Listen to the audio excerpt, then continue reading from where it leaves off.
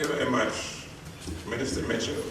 And now our final presentation will be by the President of the Caribbean Development Bank, Dr. Warren Smith, who will reflect with us on resilient economies, Caribbean sustainability, and the global economy. Dr. Smith.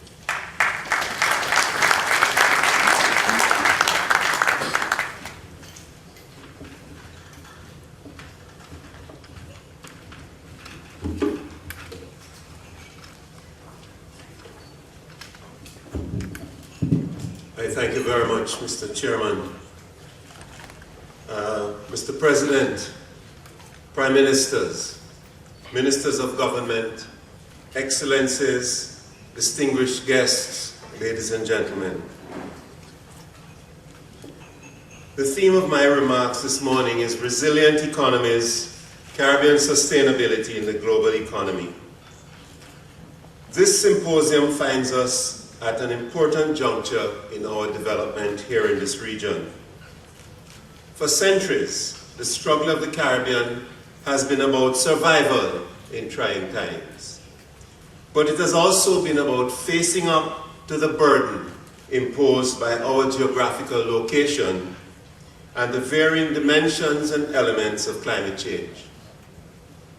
My remarks today are therefore couched within the strands of economic and environmental resilience that together are the strategic anchors for Caribbean sustainability in the global economy. Chairman, a discourse about our region's economic resilience is also a discourse about our economic vulnerabilities. One is the antithesis of the other. Our region benefited from an accommodative preference regime for many of its primary commodity exports up until the turn of the last century. Our factor endowments of pristine beaches, our exotic culture, our well-educated workforce, a progressive legal and regulatory architecture, and stable democracies have allowed many of our countries to be very competitive in the provision of high-end value-added services. These have been the cornerstones of Caribbean economic resilience. This economic model for Caribbean growth and development has changed quite radically, and that change has come at an uncomfortable speed. As countries struggle to cope with the pace of change, a number of economic vulnerabilities are now apparent. These include limited exports with high market concentration, low and volatile economic growth in many countries, contributing to the high and rising unemployment, as we just heard, especially amongst our youth. Government spending is excessive, and the overall fiscal deficit of almost 4% is unsustainable. Fiscal problems have in turn led to huge debt accumulation, with several countries now ranked amongst the most indebted in the world. And poverty levels continue to rise, with more than 21% of our population living below the poverty line.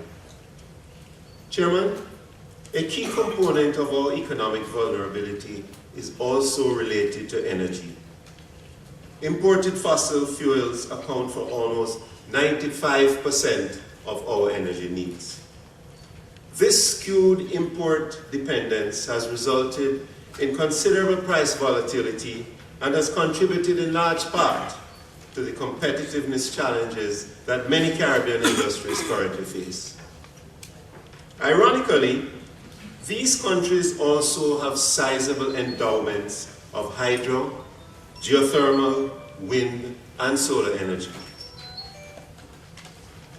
However, Caribbean countries harness less than 1% of their renewable energy resources. By reducing our heavy dependence on imported fossil fuels through greater uptake of renewable energy and increased energy efficiency, our economies could become more competitive. But innovative financing mechanisms will be required to facilitate the region's transition to a greater reliance on sustainable energy. For many Caribbean countries, sustainable energy is the only indigenous option for achieving energy security. There is nevertheless a perception that investments in certain forms of renewable energy can be extremely risky. This perceived risk, coupled with the capital intensity of some of those investments, calls for non-traditional financing mechanisms for some forms of renewables. For example, geothermal energy development requires large upfront capital outlays to establish both the resource availability and also the quality of that resource. In cases where domestic markets are also small, innovative approaches incorporating concessional financing would be essential. Small island developing states, including Caribbean SIDS and low-lying states, are set to bear the brunt of the impacts from climate variability, from sea level rise, and from climate change. They also face disproportionately high economic, social, and environmental consequences, as well as burdensome reconstruction costs. Furthermore, the Caribbean is one of the world's most vulnerable regions, facing intense and frequent natural disasters.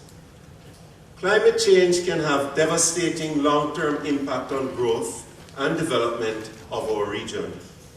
The projected cost of inaction is estimated to be at least 75% of GDP by the year 2100 in Dominica, in Grenada, in Haiti, St. Kitts and Nevis, and Turks and Caicos Islands, with smaller but still relatively high levels for a number of our countries. So, Chairman, what can our countries do, either individually or collectively, and with the strong and unwavering support of the regional and international development community? Today, I want to suggest a core set of country-led actions as well as initiatives to be undertaken by development partners. I also want to propose how the emerging Sustainable Development Goals can be leveraged to fuel Caribbean resilience. And I want to speak briefly about the role which CDB, the Caribbean Development Bank, is playing in this important Caribbean resilience building enterprise. Let me first start with what we can do at the national level. At that level, several key initiatives can lay the basis for more robust and sustainable Caribbean growth. First, we must create an enabling environment to mitigate investor risk and to facilitate investment. Macroeconomic stability, undergirded by sound fiscal policy, transparent and enforceable fiscal rules, adequate fiscal buffers, and appropriate legislative and regulatory frameworks are essential ingredients for creating that enabling environment. Second, an effective public debt management strategy which balances the mix and the tenor of local and foreign borrowings whilst maintaining prudential debt limits is needed.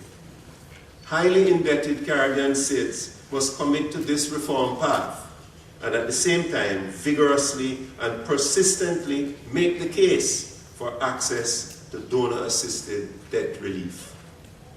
Third, our economies must become increasingly more open and integrated into the global economy, facilitated by the progressive removal of barriers to trade and the creation of an investment-friendly environment.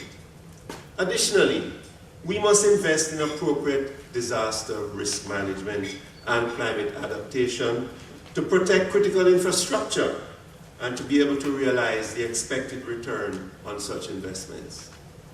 Finally, it is imperative that we diversify our fuel sources with emphasis on the exploitation of indigenous sources to increase energy independence and to reduce energy costs by as much as 50%.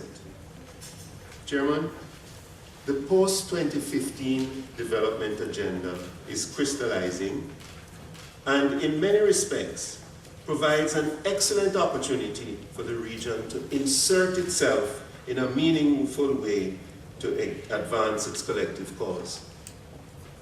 In September 2015, at a United Nations Summit for the adoption of the post-2015 development agenda, the international community will adopt a framework for international cooperation and sustainable development goals that represent a new generation of global development targets following from the Millennium Development Goals.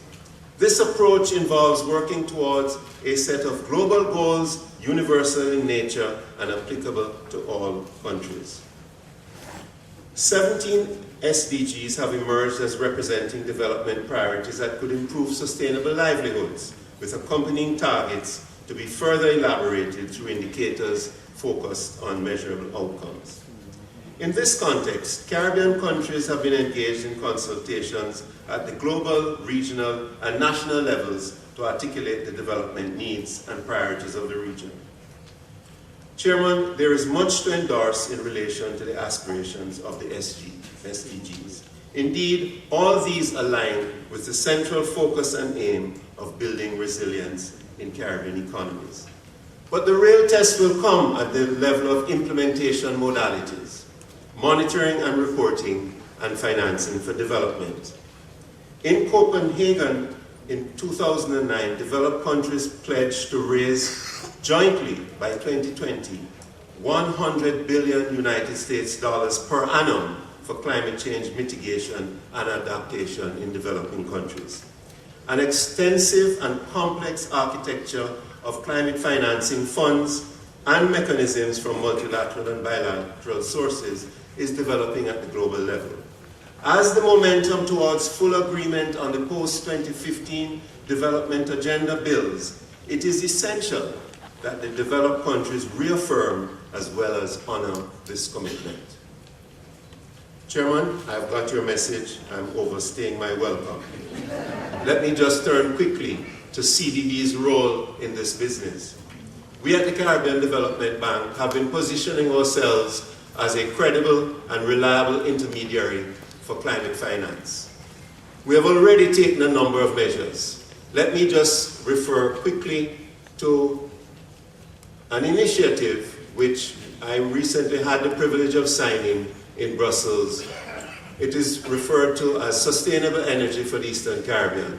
This is a collaborative relationship between our institution, the European Union, and UKA. And what we're doing here is packaging a creative and innovative set of financing mechanisms in order to make our countries more resilient to climate change and also to enable them to become more energy independent.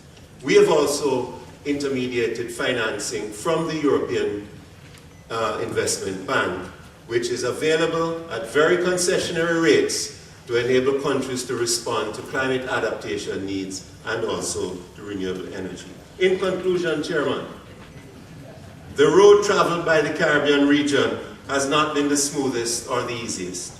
We have been fortified as a people, conditioned by hard work and banded together by a common purpose.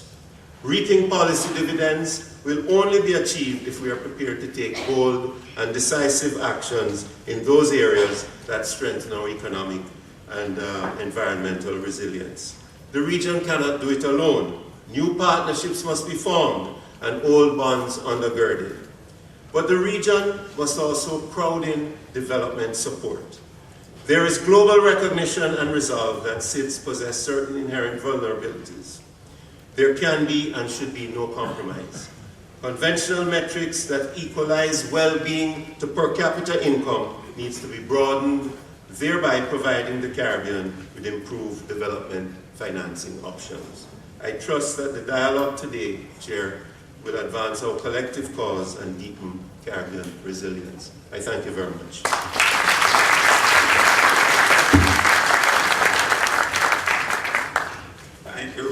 Thank you very much, Dr. Smith. I apologize. I didn't mean to state that you're overstating your welcome.